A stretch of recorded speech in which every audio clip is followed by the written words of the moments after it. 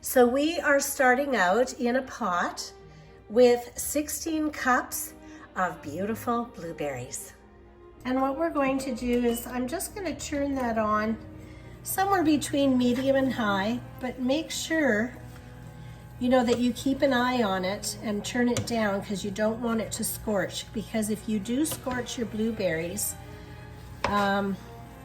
you can taste it in the blueberry jam. So make sure you don't scorch it. And as you're stirring, don't worry that you're breaking blueberries, because those beautiful juices are coming out into the pan, and you need those juices to make your jam. So you don't have to be tender. Keep an eye on it. I start between medium and high heat, and when I see that it's getting pretty hot, I'll turn it down just until I'm comfortable, and I stay close by and make sure that I'm stirring them often, because you don't want to scorch these beautiful little things. So in about 10-15 minutes, you're going to see it come to a nice simmer like this. It's just a gentle, you can't even call it a boil, it's just simmering. You can see on the top just nicely simmering. And you're just going to keep an eye on this and keep stirring it. What we're trying to do is just wait. See, this is very liquidy, and we just want to, when it comes like, liquid off the spoon, we just want to wait until it's just a little bit thicker. So we're going to turn it down and just keep it to that low simmer and keep stirring it until some of this juice evaporates and it gets a little bit thicker. So after about 15 minutes of simmering, you can see it's getting, less of the juice and more of the blueberries. So I'm going to add a half a cup of lemon juice. So half a cup of lemon juice into the pot. Stir it up a bit. Keep it simmering just for a minute, because I'm going to go and get the sugar now. And I use cane sugar, but you can use any sugar.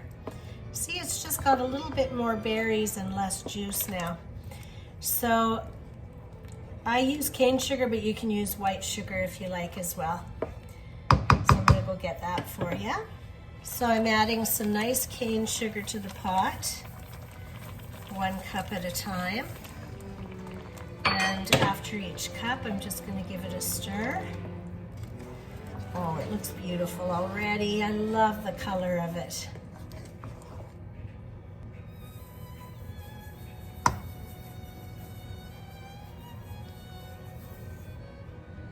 So again, you're going to bring it to a simmer, just a nice bubbling simmer, and you're going to stir that so that it doesn't scorch. Very important not to scorch it, because all that work is in vain, because you will taste, it'll taste burnt. So you have to really keep on top of it. So I've let this simmer another 15 minutes, and I'm good with that.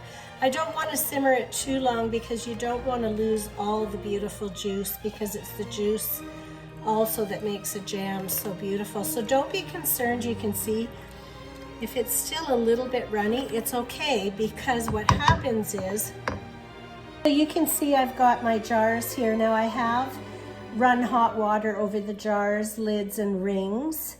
It's just a little bit of sterilization. You don't have to get crazy with the sterilization, because they're going to go into a water bath. But one thing that's very important is I do run my finger around the top of the jars to make sure that there's no broken, see? I plunked it against the other one, and I just want to make sure that it's not broken, or there's no cracks in here, because if you have broken or cracked jars, it's not going to seal. So I just take a minute and run my finger around the top of the jars. So now I'm going to take my handy dandy soup ladle, and I'm just going to ladle this beautiful jam into the jars. Now you're going to notice that every time I fill a jar, I give the jam a swirl, because you want to make sure that every jar has, you know, a good amount of juice and berries. If you just go like this, you might have too much juice or too many berries. So just, sorry, gotta get that over here. And again, as in all my preserving, I go right up to that lip there, because you need some head space. You need some head space into the jar so it'll seal. If you're too far up, it won't seal. So again, swirl your ladle. Make sure you get all of that. And voila, some beautiful jars of blueberry jam. Now I'm going to take a minute with a clean cloth. I've filled all the jars, and I'm just going to wipe the edge, the top edge, because as I said, if you have anything on that top edge, it's not going to seal. So you just want to take a minute and just wipe all these top edges. Make sure they're nice and clean. Then you're going to take your little snap lids and just place them on all your jars. Easy peasy. Then you take your rings and you just place them on each jar. Don't tighten them really tight. I just do it until they're just snug, because you don't want to create a false seal. So you just, all these are there for is to hold these snap lids in place. So you don't want to over tighten them, just a little bit snug, and that's it. You're going to put them in a boiling water bath. So you cover your jars with about 2 inches of water, bring it to a boil, and you're going to boil those jars in a water bath canner for 20 minutes.